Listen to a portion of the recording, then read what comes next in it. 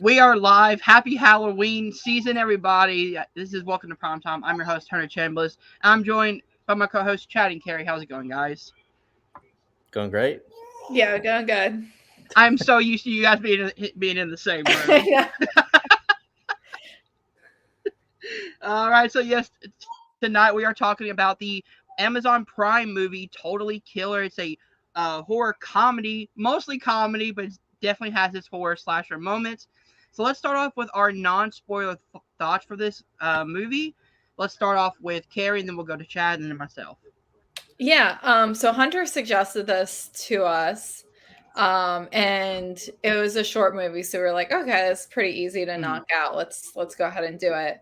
And it was just like kind of, I don't know, it's great to go in sometimes to a movie that you haven't really heard much about. And it should be getting more promotion than it has, definitely.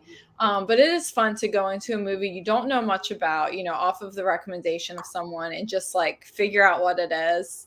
And this is such a fun movie. Like if you're just looking for a horror comedy, if you're looking for a slasher, and I don't know if this was actually rated, but I feel like this would be fine to show to like, a teenager or something, not a child. Older teenager, yeah. Yeah, kind of like an older teenager, like high school age, as like a great horror movie, a great recent horror movie.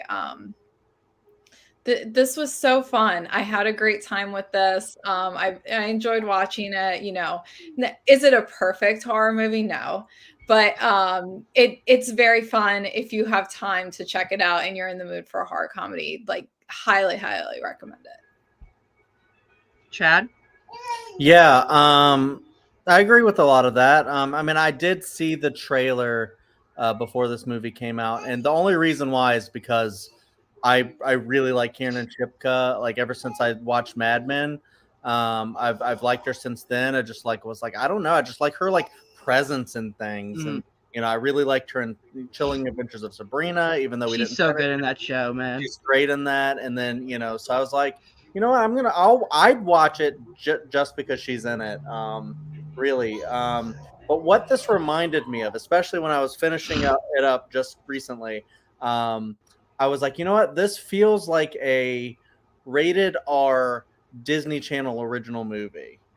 And that's not like a negative. It's actually a positive because I'm a fan of DComs. The DComs. But yeah, it's like a very coming of age slasher in kind of a similar vein as Scream. Because there's a mystery of who the killer is, but it also goes into, I guess you could say supernatural, but more so like science-y, like sci-fi kind of ways. In fact, they make a lot of Back to the Future references. This is a lot of stuff that is shown in the trailer about what the movie's about. But yeah, I like how they play with like time in this. To add a different kind of, it's kind of like another Happy Death Day, but different. Instead of a Groundhog Day, it's like, what if Back to the Future was a slasher, basically? Exactly. And I think a really cool thing, and I think the best thing that they did was make it really funny. I laughed out loud quite a few times in this, especially when certain things are revealed. Like towards the end, there was a big one that made me go, "Oh my god!" So there's a lot of really great moments like that. I love, anything that has like a great like kind of mother-daughter story, as with Back to the Future, more of a mother-son type of thing. But yeah, this is or father-son too, actually, both parents. And similar in this. So yeah, I like how they play with time. I like how they do the slasher element. I love Kiernan Shipka in it. I think she's hilarious, especially because she uses the F word a lot in this. It's really funny every time she does. She goes, "What the fuck?" like so many times. There's a little bit of a fish out of water part of this movie as well. So yeah, I think a lot of the elements that they cram into the movie are really fun, and it makes for a very unique watch. There is some like brutal, like kind of like violence. There is some pretty good like sexual dialogue and stuff. But yeah, I agree with Carrie. A little bit of like an older teen, like high school age. This would be a really great like introduction to slashers for, Mhm. and yeah, it's just a really good time of a movie. Hunter. Yeah, I definitely agree. I had so much fun watching this movie. I've only seen one thing about this movie, and that was when Dan Murrell talked about like movies that are coming out this week, because this is also written by one of his close friends, Sasha Pearl Raver from Screen Junkies, past. So I checked it out and I was like, this movie is so much fun. It doesn't take itself too seriously, which I love. It's got that, as Carrie said, that scream element where it's more about the who done it than it is about throwing jokes at you, but the jokes feel natural, which I love. It just feels like people are talking to each other, and the comedy comes from the situation and the dialogue, not really constant jokes. The cast is great. Who is the guy who plays her father? Because he is in a lot of like horror comedies. Mhm. He was in Yeah, Scary Movie. He was in he's in Riverdale. like I'm trying to think of I his think name. Night at the Roxbury and stuff like that. His name is Lachlan Monroe. Yeah, he's Lachlan really Monroe. He's really funny in this movie. But just like Happy Death Day and stuff, I like that this does have like an emotional center to it, where it's more of a grounded like mother and daughter story. But then the comedy comes from more of the time travel element. So like I would say this is more like Back to the Future meets like Happy Death Day, where it's like I love when, especially now, you take these kind of established movies like Back to the Future or Freaky Friday or whatever, and you give them a horror or slasher element. I think that's a really fun way to take the horror genre and kind of have fun with it. Overall, I really love this movie. I think it's a really great um, intro horror movie, kind of like Scream was for me.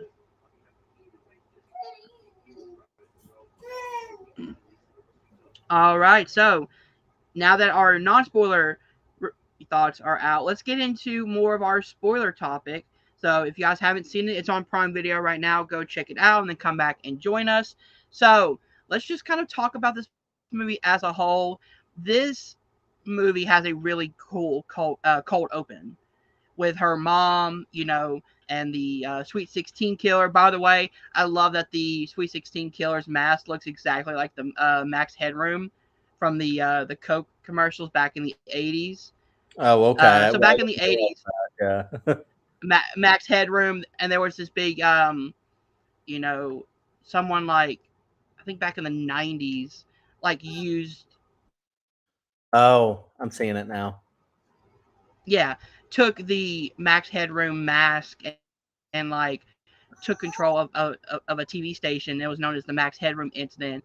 So, using like an 80s icon with the Max Headroom mask in an 80s throwback movie was really smart as well.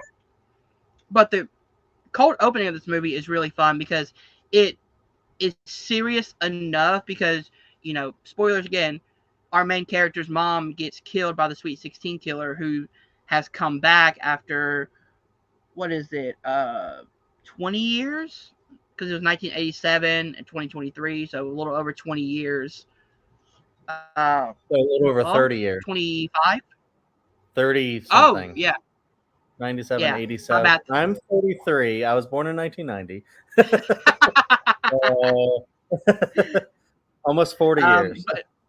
But he comes back and kills her mom in her house, and then that's pretty much the cold open of the movie. I think it's a great way, again, harkening back to Scream, where it's like a major character death, you're not expecting it, it's really brutal, and the movie doesn't shy away from the brutalness of the kills in this movie, which I love. But overall, thoughts on the opening of this movie? Yeah, I do like the that you touched on the mask aspect because I do think it was a cool design. It could have been cheesy and silly, but actually really worked. It's it's like the baby mask from Happy Death Day. It's it's like a lot of these masks that you see in movies that may get like one sequel but haven't like broken out into like this big franchise or anything. So at this point in time, it's not as iconic as like a Michael Myers, which is a what is the actor's name? William Shatner mask. William Shatner. It's not like the Jason mask, which is basically just a hockey mask. So it's not as iconic as those yet, but I could see if this like turned into like a bona fide like franchise, it could be. I've been waiting for the Happy Death Day 3 to come out or something like that. And then the baby mask is just going to be like iconic and, one of the top like masks and stuff. So yeah, it's a really cool design. I could see it actually catching on. I do like the concept of, Sweet 16, killing people at 16. 16 stabs, kind of a deal. You maybe think that maybe the killer is has like obsessive compulsive disorder or something like that, but no, it's basically probably just like a modus operandi, a gimmick, kind of deal, a gimmick. Yeah, so the opening scene is great because it sets up the relationship between the three like main characters, as far as Kiernan Shipka's Jamie, her mom, and her dad, and then you see like a little bit of a text from between her mom and was it the reporter guy or the podcaster? The And podcaster. And then immediately after that, like she's like, all right, she's like very strict. She's like, you got to come home. Your dad's gonna drive you. You got to come home. She's like giving her like psychic crystals and just anything to basically make sure, because she's like 16 or whatever. Like, you're not gonna be murdered tonight, because that's a very real threat. Well, at least it was then, because the killer hadn't like returned yet. Like, she was the first kill of like this like what we think is a copycat killer.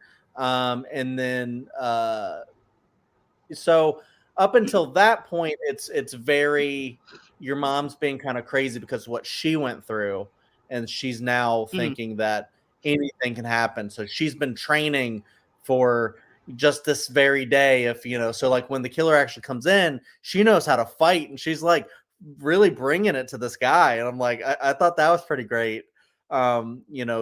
Julie Bowen actually fighting back, which is really cool, because normally you would just get them like running, screaming, and crawling away and stuff like that. Like in most Scream movies, they don't fight unless you're like Nev Campbell. And then she actually fights, and then she dies heroically, trying to actually not die. And then yeah, that's actually trying not to die. Right, try not to die. That's it. Try not to die. So yeah, it's actually a really cold open, because then right after that happens, you're like, oh shit, okay. So you're it's a really good hook. Just like it's not nowhere near as brilliant, but just like the hook of who just killed Casey Becker in Scream. So yeah, Carrie. Yeah, and there's also a great Scream reference in this movie. A couple great Scream references, actually. I know they brought up Scream by name. What's the other ones? So there's one where she's like, oh, like, in Scream, how you think it's Drew Barrymore's. No, it's just one. It's just the one reference. Actually, I'm confusing it for two different things. But it's like she's like, oh, there might be two killers, like in Scream, and her friend's mom is like, "What's Scream?" What's Scream? That's right. Because when she goes back in time, she's constantly making references to like things in movies that no one would have heard yet. Yeah. Yeah. It's cool though that like Back to the Future is like a reference point that she can use though, and like she like communicates 85, right? Yeah. Yeah, and because this is an 87 she goes back to, and it's she taught the first like two cops that she talks to that they haven't seen it. And so it's just like, Randall Park is hilarious in this movie, man. yeah. As one of the cops, he's so funny. But it's just also funny that The like Back to the Future is still so relatively new that like, you know, the average person still might not have seen it. So that was kind of cool. yeah, but the DNA scene in the police department gets me every time. Where he's like, "What is this?" He just throws the bloody tissue on the floor. That was a like a John that was like a John Mulaney joke or something where he was like, before people started actually, you know, doing like, you know, blood analysis and stuff, and then they were like, back in the old days it was like, so someone left blood all over the floor, gross, kind of a deal. So yeah, Yeah. it's kind of play on Okay. that. Sorry. Sorry. Your thoughts on the opening scene? Sorry, got off topic a little bit. The opening's really cool because I for one didn't know anything about this movie going into it, so I kind of thought it was going to be like more of a mom-daughter story between like Julie Bowen and Kieran Shipka. And so I was kind of surprised that the mom died like right in the beginning, and I was like, oh gosh, this isn't what I thought it was going to be. I thought it was a really cool scene, like, you know, watching Julie Bowen do all the self-defense moves, and she puts up like a hell of a fight. And I would say that scene actually like really, I had a bunch of theories about like who the killer could be, what the situation could be going into it, and like none of it came true. So that was kind of cool that, you know, it turned out a lot differently than I thought it would. It's legitimately like a Scream scene for you. Yeah. Yeah, because like you go in expecting one thing, and then it completely changes your expectation of where the movie goes. And I love when openings of movies can do that, where it's like, oh, you know, I'm expecting this, you know, family comedy slasher, and then all of a sudden, you know, the mom gets killed, and you're like, whoa, like now I have no idea where this movie's gonna go. So this is where we then find out for some reason her friend is doing a science project on a time machine. It's great.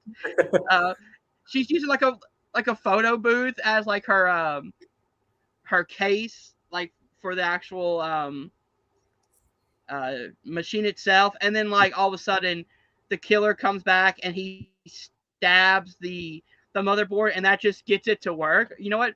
I love that. Just go all out crazy with it. It is Back really to cool. 1987. Yeah, it is really cool because like also there's that one like kid who he's like doing some sort of earth stuff or whatever for his science project. She's like, go deal with your little weird vegetable mush that you Your got in dirt. that box, that tote. Yeah, your dirt.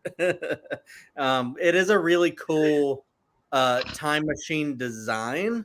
And it is really cool that like, you know, I don't know. They don't. They try. They do the whole thing with time travel movies do, where they try to make fun of time travel movies as a concept, so that they can basically just from there on out be like, none of it makes sense, but we're just having fun, and this is our take on a time travel movie. So the knife stabbing the thing, I guess, just like sends her back to a time, but then it's broken, so she can't immediately go back. So a really cool Yeah. setup for stranding her there to force her to, you know, learn something or go through something to try to fix. And obviously now she's in 1987 and she's like, well, now I got to stop these murders so they're no longer a thing, but will that change everything? And then she's got to like, yeah, are you listening to me too? Yeah, it's funny. She's got to Aww.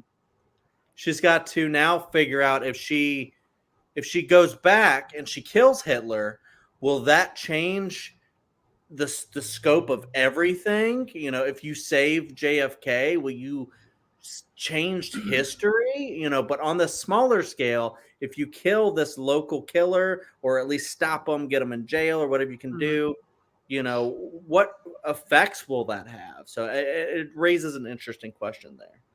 Yeah, I also love the fact that unlike a lot of time travel movies, this one actually shows you what's going on in the past and shows you what's going on in present day as well. So if something happens in the past, it immediately changes something in the present time with her friend trying to fix the time machine. So you kind of see in real time, like her changes are changing something in the future as well. I like that idea of showing them kind of at the same time, where it's like she does one thing over here, it changes one thing over there immediately. Like the band poster, for example. Like they went Yeah. from I forgot the name of that band to begin with, and then after the guy survives the waterbed, it changes to a waterbed death is the name of the band now because he survived the death of in Oh, the that's waterbed. right. So the poster like changes all of a sudden, and like everyone knows this Eddie dude for that band name instead of the other one. So you see like changes, like small changes throughout the entire movie, and then the ending, everything changes. Look at Sorry, Elliot. this kid is now developing this thing to where he'll look up at me and just go, Oh, he's gonna start that's doing that to adorable. you, Karen, now. So this is his new thing. Oh, Look. Carrie. So going to you. What are some of your favorite moments and scenes from this movie? Oh, that's a good question. Oh, Trying to think of some specific stuff. I don't want to like jump straight to the end, but I really liked the ending. Yeah. Like I thought it was a cool way to end it where it was like a good light-hearted ending for the most part. Like, she gets her family back. But at the same time there are consequences, but none of the consequences are like too dire. Like they don't make it so yeah. that she disappears like Marty McFly or anything. He just like has a different name and gets a new brother. Like, By the um, way, the brother joke and the father joke being in sync is hilarious because it's the Back to the Future thing of like, oh, who is that? Oh, that's my dad. Oh, that's my brother. She goes, why does this keep happening to me? yeah, it's funny because she like thinks her dad is really hot after he comes out of the pool, and she's like, oh. Dude, That the go ahead. that that ending I really loved just because it hit me what was going on the same time that it hit her, where she's like, Mm-hmm. who's that guy? Kind of like it's like you have an older brother now, he's like 34, and Named and then like Jamie. it's like, oh, his name is, they named us both Jamie, and then she comes out perfect Both timing, like, Jamie. is she named Corinne or Colette or something? Colette. Colette. Colette. And she's now got to go, okay, what else is different? And then yeah, it's really I actually wonder if her name really being exciting. Colette is a reference to Tony Collette. Maybe. I don't know, maybe Like another horror reference. it's possible for sure. Yep. Because that name is like too specific to not be some sort of reference, you would think. Yeah, like Jamie Lee Curtis and Colette. Yeah, Oh that's yeah. with. Yeah, Tony Collette, Jamie Lee Curtis. Yep. Um, I love the fact that like the dad at the beginning has this like muscle shirt, and he's like, "Oh yeah, I used to be ripped as a kid," and then you see him, you're like, "Yeah, you're right." Like he was ripped as a kid. I By also the way, really those liked. two I actors liked how don't look like the same. yeah, I liked how they kind of played with the tropes of the 80s and having someone like Chad Mhm. said the fish out of water, having like someone from I actually don't know. I think Kieran Shipka would be Gen Z Yeah, technically. yeah, Early Gen Z. Yeah. I think so.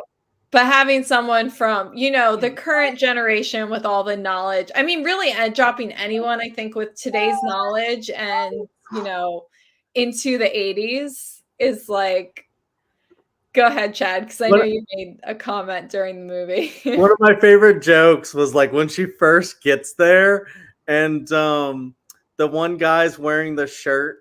He's in the 80s wearing the shirt that's like federal booby inspector, and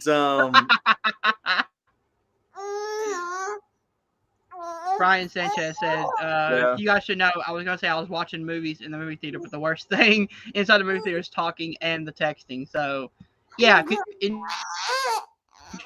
enjoy watching your movie, man. Don't be one of those people. Yeah, definitely. Yeah, but as I was saying, he's the guy's wearing the shirt, federal booby inspector, and she immediately, Kieran Shipka's immediately like that shirt's super problematic, Problematic. and then like he looks so upset, and then like his like girlfriend or wife or whatever is like, I like your shirt, honey, and it's almost like she's the asshole in the 80s Yeah. because she's the one going like your shirt's terrible. And then you're like, what a jerk. I like What though. funny. I like how even though it was kind of like a joke at first, like, and she's in the gym class and like the coach is really mean and she's like, congratulations to the winners and to the losers, you suck. And like, but you can kind of see how a lot of that mentality actually feeds into what happened ultimately in the movie. Like, the other girls her mom is friends with, basically getting the one girl Trish drunk and she got her accident. Um, that's like, and then they all get murdered. It's like an actual consequence of like kind of that sort of bullying behavior and everything that was prevalent in 80s movies. And Mm-hmm. um Sorry, I'm just wondering if he's confused because mommy's on the computer. he Um, might be. uh, I'm sorry. What was the point you were making, Carrie? Did you hear that, Hunter? I had someone at my door. I'm sorry. No, no worries. I was just saying, like, even though they kind of like play the 80s stuff for like as kind of like a fun joke at 1st, it seems to have like real consequences in the movie. Like the impetus for like the killer is his girlfriend Trish.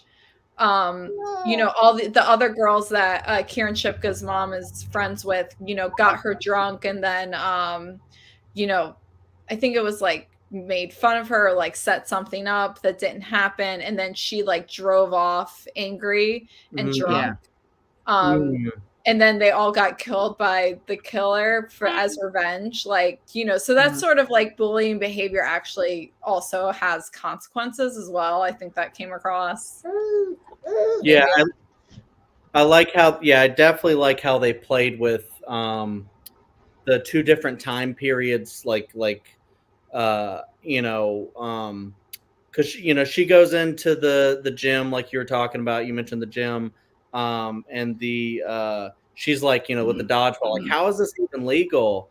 But then with the mom in the car that's just smoking, With the and the smoke. smoke like busts out, and you're like, poor kids in the car. The And kids on the glass, and you're just like, oh no, poor kids. Yep. And then you see them. I don't even know if I'm getting to Carrie's point, to be honest. Hunter, what are No, your that's thoughts? okay. Because you had a good point. I'm not. I'm trying to It's dismiss that.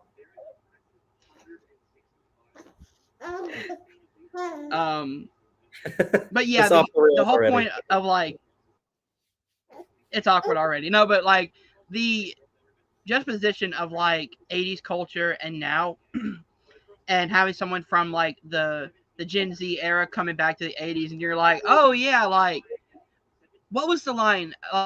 Like he was like, maybe if she would have gave blowjob, she would have been alive. And she goes, let's not make that the lesson here. Yeah. Such a funny line. By the way, love the fact that in a movie that references Scream, you have a Scream actor in this movie. The girl who plays Tiffany, the redhead, plays yes. Quinn in Scream Well, 6. Yeah. technically a Yeah. scream actor nowadays. I mean, she is a Scream actor. She was in a Scream movie. Mhm. So it does count. No, but Randall Park in this movie is hilarious. He has so many good lines and moments. So good to see him, getting to show his acting, and his comedy chops really well. I love the fact that like the killer is so brutal. So when those killings and those moments happen, it is scarier. And again, harkens back to Scream, where it's like the moments where the killings are going down, they take that so seriously, but then everything around it is, more of a comedy, surrounding it, as a whole. I do love the killer reveals. I would say one being Doug, which is the school principal, I think, in modern day is the school principal, and then the the podcaster, the being the one from the present time. I like that there was two killers from two different time periods as well. So thoughts Yeah, for about sure. that? Let's see, Carrie? Carrie. Oh yeah, the two I knew there was, so a lot of my theories were surrounding, the opening scene, and there's obviously two killers. And I was thinking like some crazy stuff. Once I figured out it was a time travel movie, I knew that time travel would be involved with that somehow. Um Mm-hmm. but I thought it was ultimately really cool how they did it and how everything kind of plays out in the end. And yeah, I guess the podcaster wasn't like my first suspect. Like, I don't think there was any time where I was He like, was yeah, this mine. is definitely him. He was like, in a mix Mm-hmm. of people. I was like, it could be this person, could be that person, blah blah blah. As the mom's killer, and then yeah, I Doug. think it's definitely a big reveal who the original Sweet 16 killer is. Mm-hmm. Because he's kind of like plays just a very small role. He's like seems like very rule oriented. So I thought it was really cool. Like both killers, they're not even like they don't really even know about each other. Like the podcaster doesn't know who the original killer is until after he goes back in Mm-hmm. time, and like he kills the mom like kind of independent really of the original killer. So Yeah, and the podcaster's motivation is that nobody is going to care about three murders that happened, 30 years ago. So now he's trying to bring back, the legend of the Sweet 16 killer, which I always thought would be a cool Scream motivation, like using like true crime podcasters as one of the killers to bring back the Ghostface murders. I always thought that would be like a great like motivation for a Scream killer as well. Chad, your I speaker, I think you're on mute. Yeah.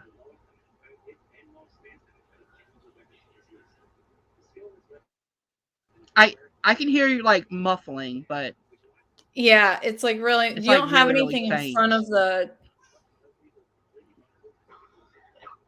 do you have anything okay. Yeah, he's gonna come back in. Actually, I think they do some true crime in the Scream TV series. I think there is some true crime podcasting in the Scream Oh, series. The that first makes season sense. of which I I watched haven't was watched it. actually decent. I don't know about the rest, but Yeah, I haven't heard great things about it. I haven't watched it.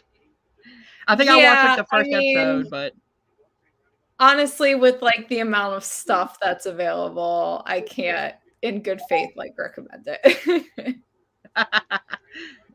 Chad, Check, check, check. Yeah. Can't you're good. recommend what? The Scream TV series. Oh, Series. gotcha. I haven't seen it. But yeah, going back to the killer reveals. I feel like I've seen podcaster does kills to get more views on the podcast Mm-hmm. before. Like I'm trying to think of the thing that did that, but there was one other According thing. to Carrie, the Scream TV series had the reveal be the podcaster was the killer. I think Oh that's. Okay. no, it just involves true crime podcasting. It doesn't Oh, involve okay. the killer being a true crime podcaster. I don't think that could be in the later seasons. I don't know, but Is Maybe, but I didn't see that TV series, but there was something else that I feel like had that. Um, but yeah, I thought that reveal was kind of cool though because it's like almost like thinking about like, why wouldn't, I mean, because they're decent people, of course, but otherwise, if they're not, why wouldn't a podcaster do that? That sounds Mm-hmm. like a surefire way to just like make it number one kind of a deal. If they're like a loser, or they have a dad they're trying to live up to, or something like that, I could Mm-hmm. see it happening. And with that guy in particular, the one thing that I really loved was when she stabbed him, and then he went, "Now I have both knives," and I was like, "Oh my god," because like that, he's He always, he goes way over the top at the end, and he's like a big scream killer. It's great. Yep, and he's looking at it as like glass half full, where he's like, now I have both knives, even though you stabbed me.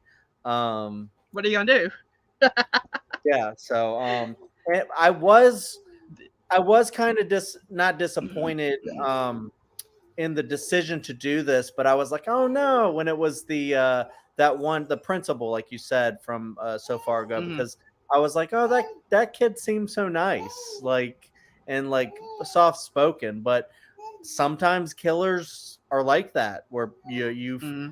you've seen them and they're so quiet and not going out there. I mean, maybe a little bit like, well, I don't want to give away Scream's killer spoilers, but in case people haven't seen them.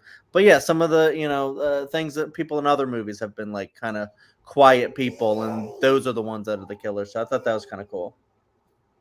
But yeah, I like that they were Yeah. different Plus, as well. plus the his ending death is great. Getting kicked into the spinning machine and just like pink dust comes out everywhere. It's uh there's something off with your audio.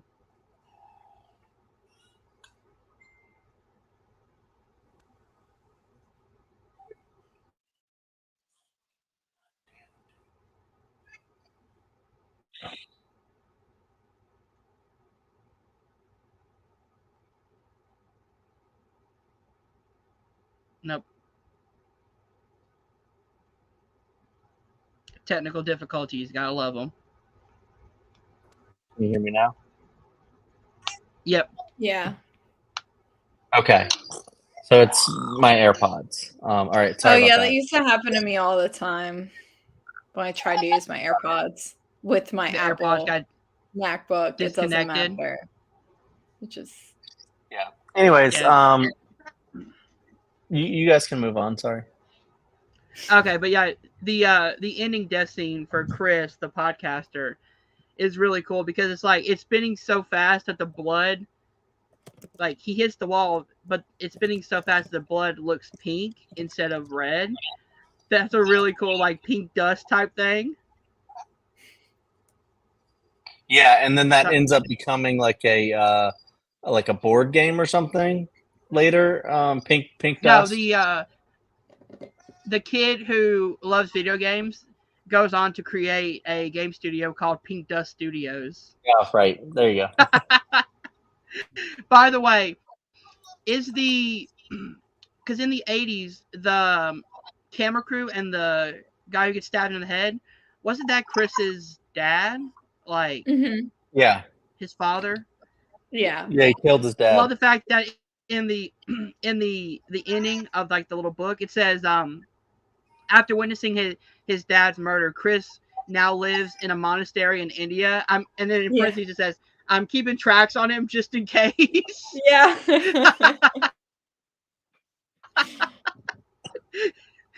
Some of the jokes in this movie really hits, like the Mhm. DNA joke. I love where he just throws it on the ground.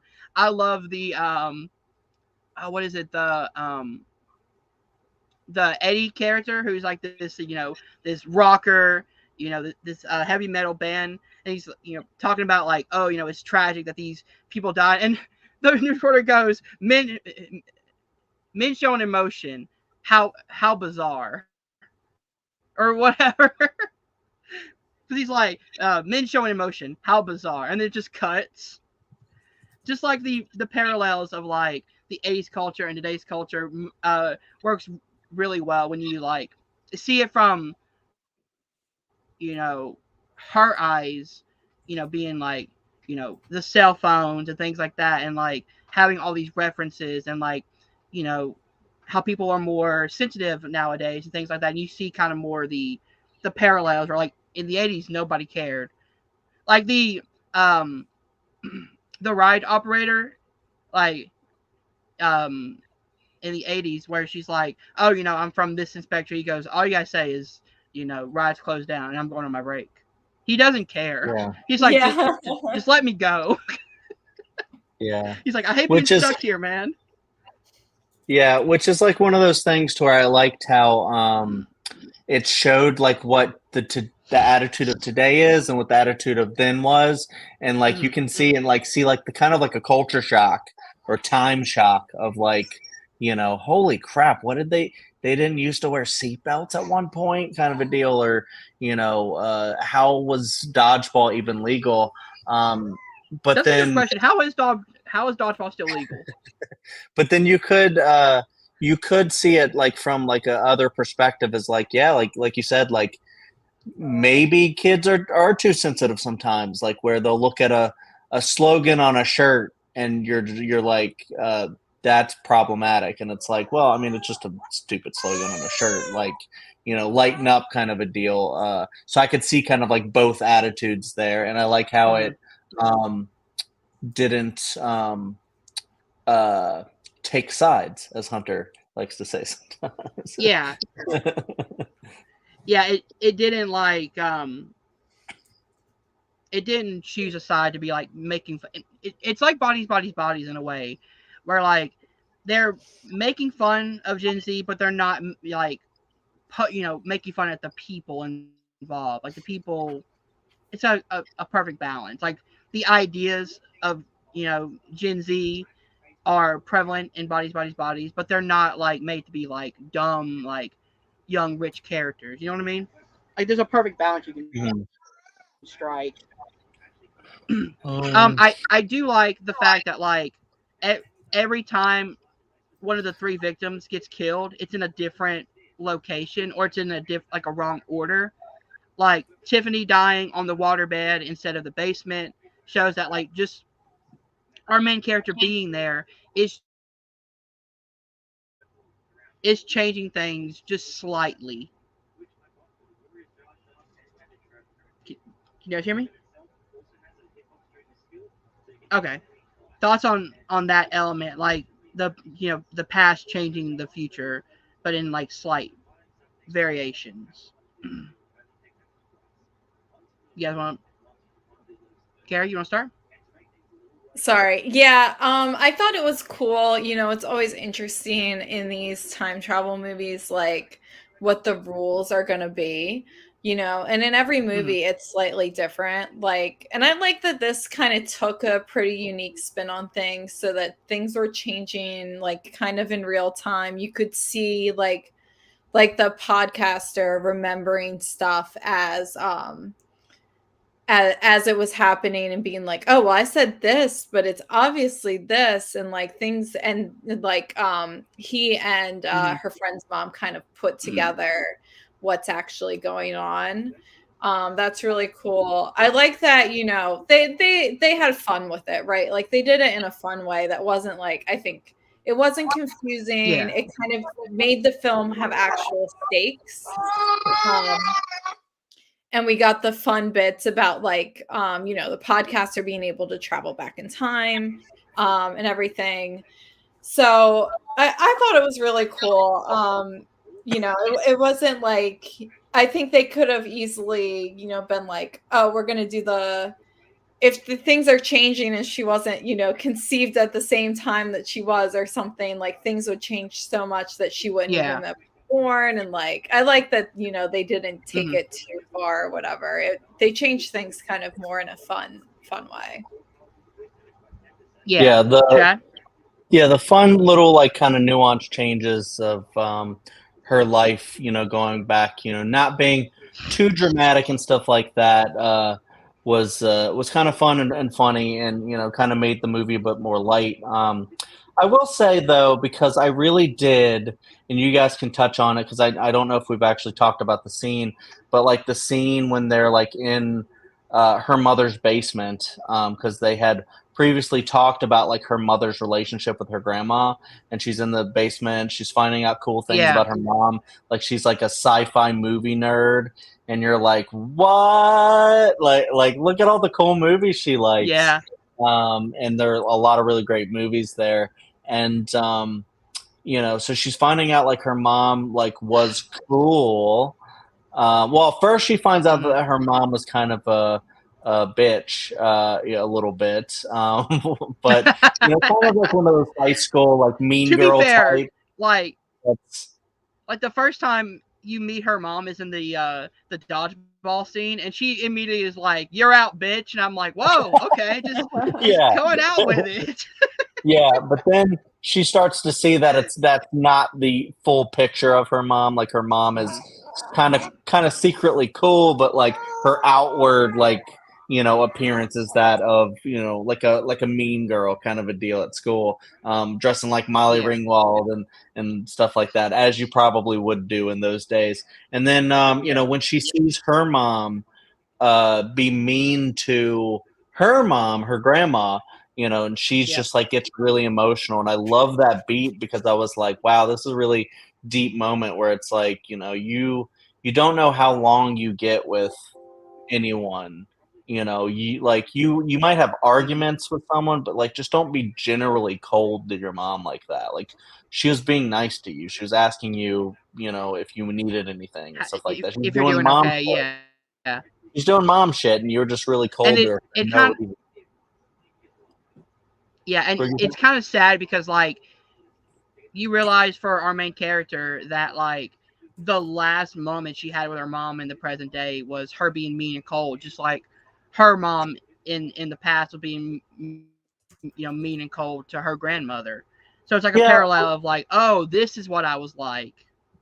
sort of. Yeah, I could totally see her thinking that, even though I would say that, like, in the present day, her mom was being a little bit overbearing, but it was because of the murders and stuff like that. But yeah, I definitely see that point Hmm. too.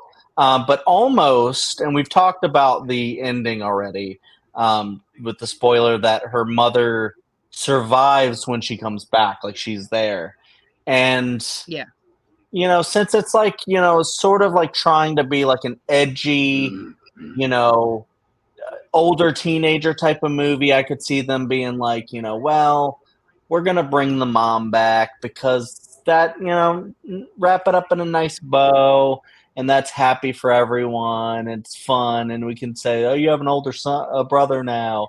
But I almost was like, well, she kind of like learned something there. Maybe don't bring back the mom, or because I don't even think she was like particularly like she didn't go, Mom, did I ever tell you I love you? There's nothing like that or anything at the very end. Like I kind of wish she would have like Well, I mean, she shown that she learned something. doesn't she like run up to her mom and like hug her like really tightly Oh, she Yeah. does. as That's true.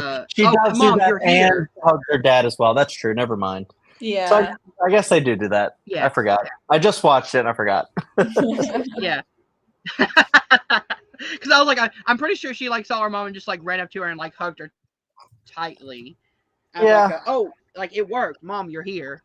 Um, so like to me, the lesson was that she learned more about, I guess like respecting her mom because she had seen her when she was younger, and she got to bond with her as a friend when she was younger in the '80s, and now that they have that closer bond because they were friends when she went back in time. Like it was like, all right, so I was friends with you when you were younger. Yeah, you're my mom, but like we actually became friends, during this whole,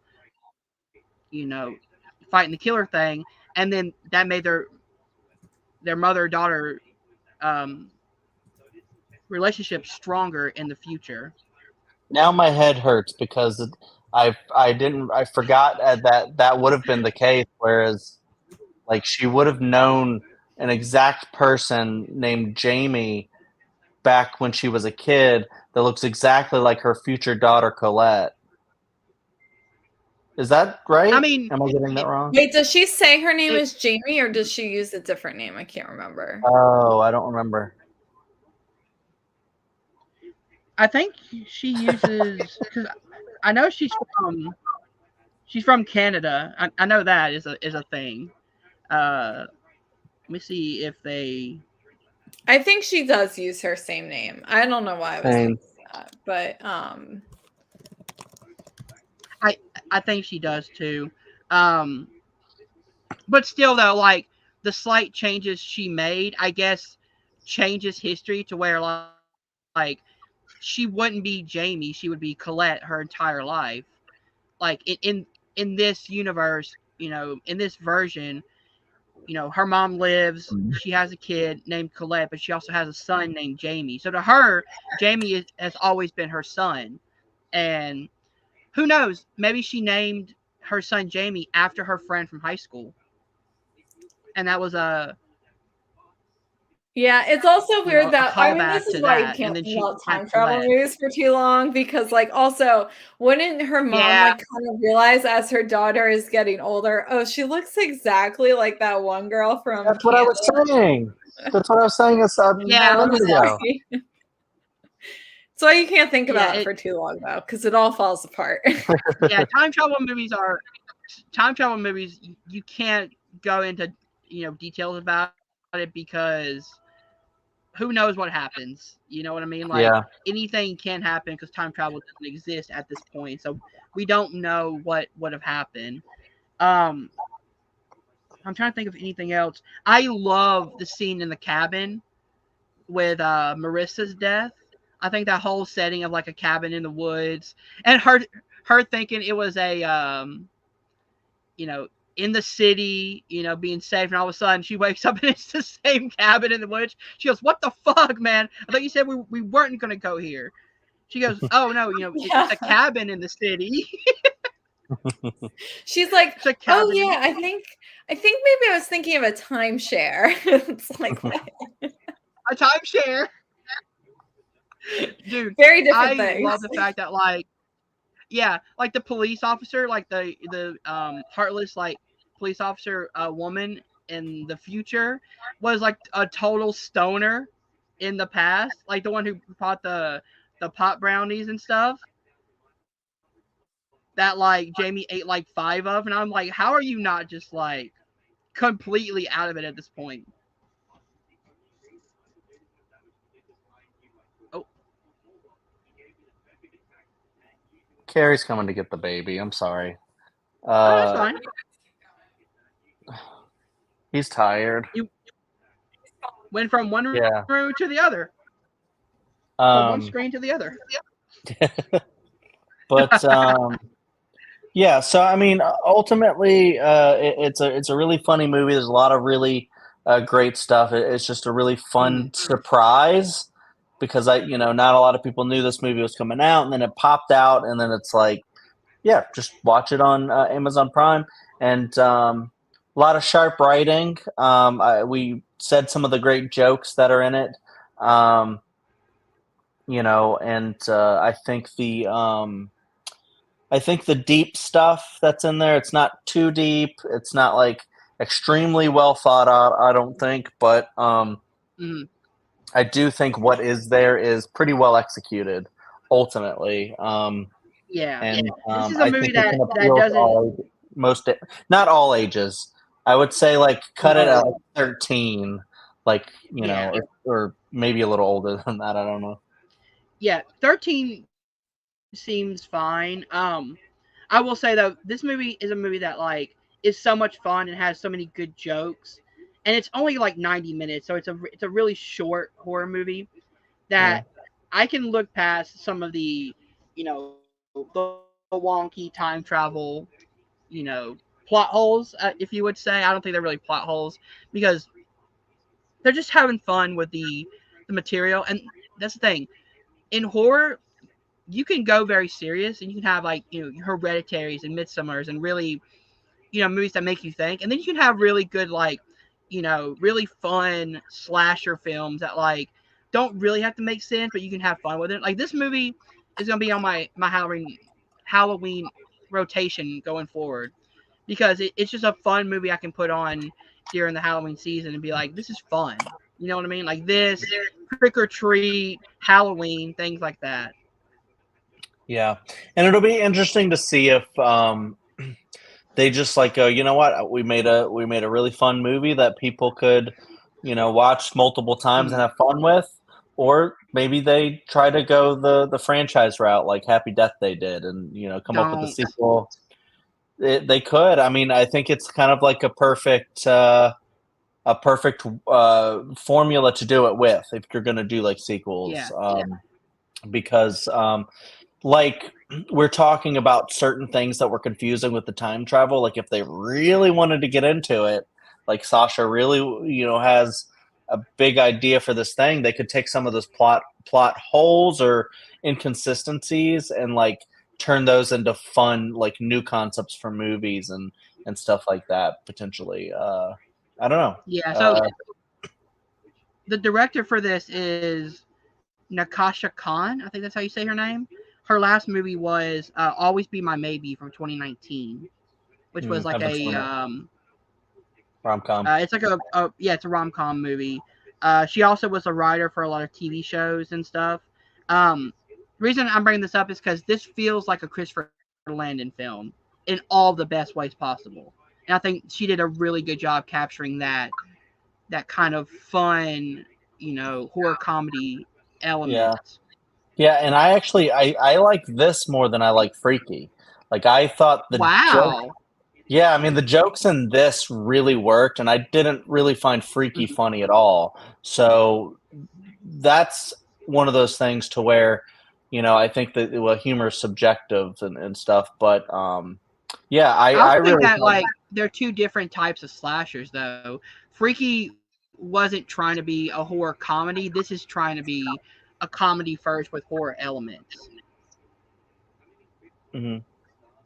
So I would say like, comparing this to like maybe Happy Death Day, that series Mhm. would be interesting because like they're both comedies first with horror slasher elements. Freaky was trying to be a slasher that had comedy mixed into it. Okay, but yeah, I would put this. I don't know if I think I like Happy Death Day a little bit more than this, but ultimately, I do think this is Mhm. really fun. That could change on a rewatch down the line because I do really like Kiernan Shipka. I don't know if I would have liked this movie without her in it. I just love all of her reactions to like, what the fuck? Just if you Yeah, didn't have her doing that in the movie, I'm just like, all right.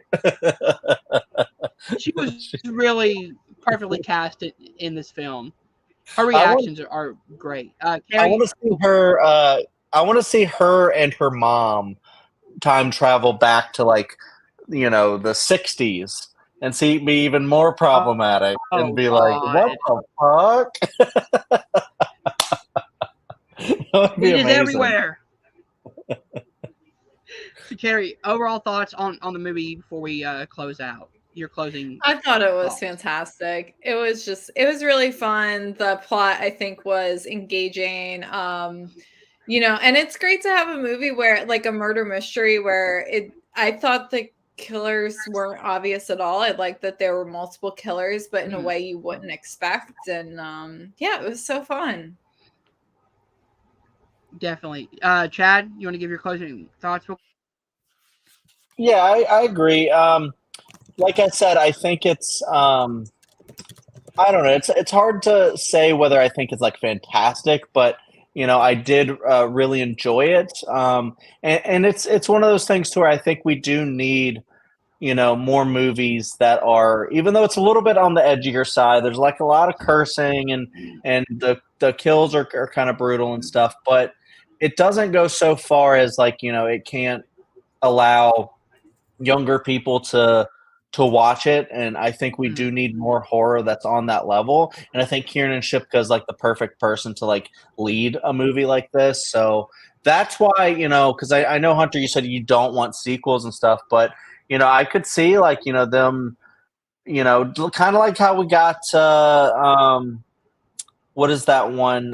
It's like the R.L. Stein trilogy that came out recently. Street. Goosebumps. Fear Street. I could see like this being like in the same vein as that, of them going to different time periods, and maybe her friend who created the time machine can go with her, or maybe she gets stranded somewhere and someone's got to save her. There's like a whole bunch of different things you can do.